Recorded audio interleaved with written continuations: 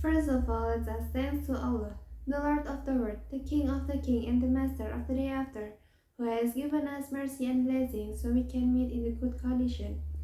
Second, may peace and salutation are always delivered go to our beloved Prophet Muhammad Sallallahu Alaihi Wasallam, who has guided us from the dark ages to the bright ages. Assalamualaikum warahmatullahi wabarakatuh. My name is Tasira Nabila from Madrasah Aliyah of Assalam Islamic Modern Boarding School. Now I'm standing here to deliver my speech by the title Protecting the People from Human Exploitation.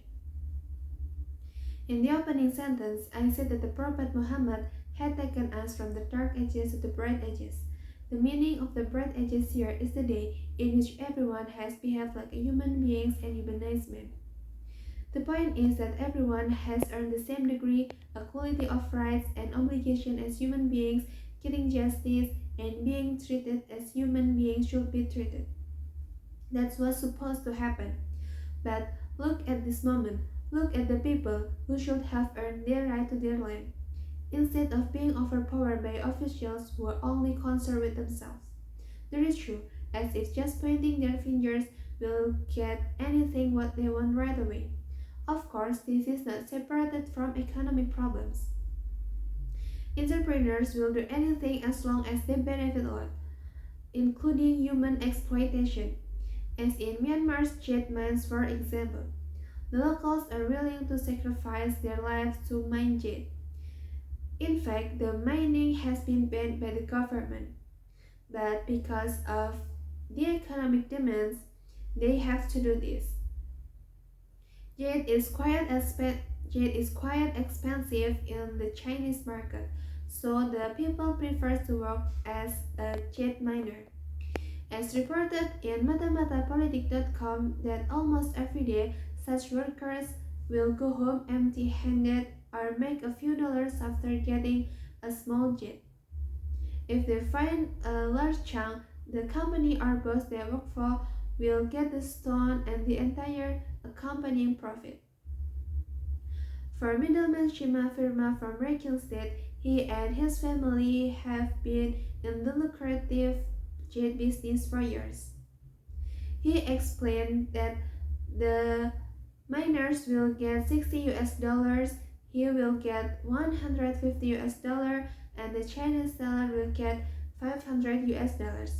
He claims to get $2,000 to $3,000 per month, to 10 times the average wage in Myanmar.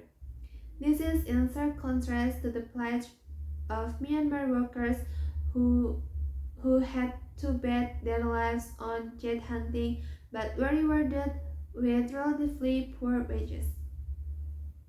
The problem of human exploitation is a serious problem that should get a lot of world attention.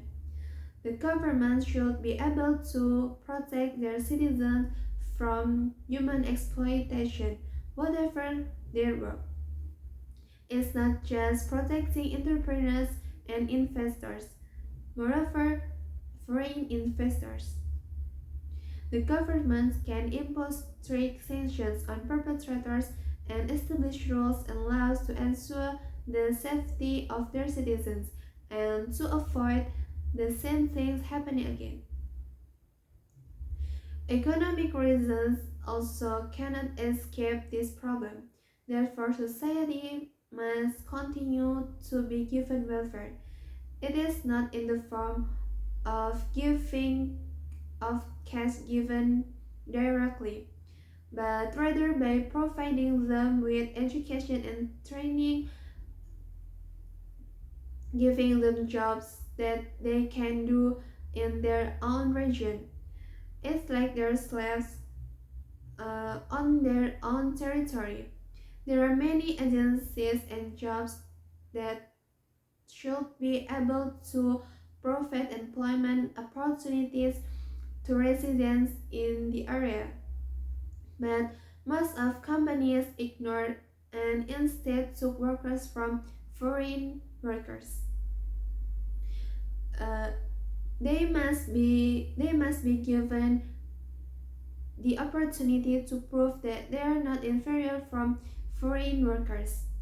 If the reasons to not hiring their own citizens on the grounds of incompetence, then all that must be done is to improve their ability so they can fulfill the competency criteria that have been set.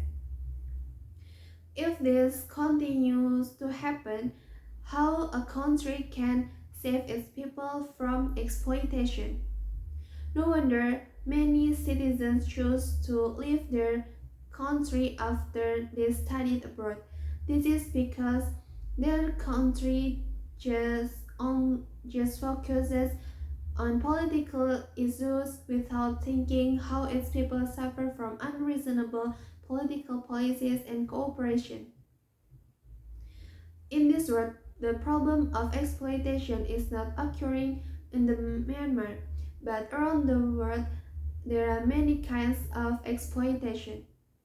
In Indonesia, this kind of exploitation is still occurring in the middle of pandemic, as happened in the mining companies in several places in Indonesia. For example, at PT Freeport Indonesia, there are 51 people declared positive by COVID-19. This shows that the mining companies are reluctant to lose their money.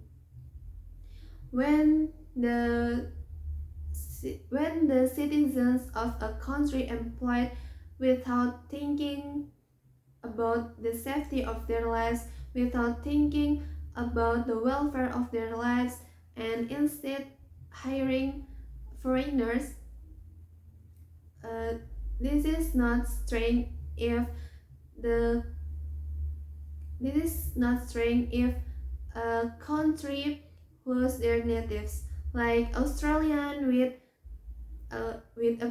Aboriginal tribes, America with Indian tribes, and Japanese with Ainu tribes. They lost their place in their own region. If this is happen in our country,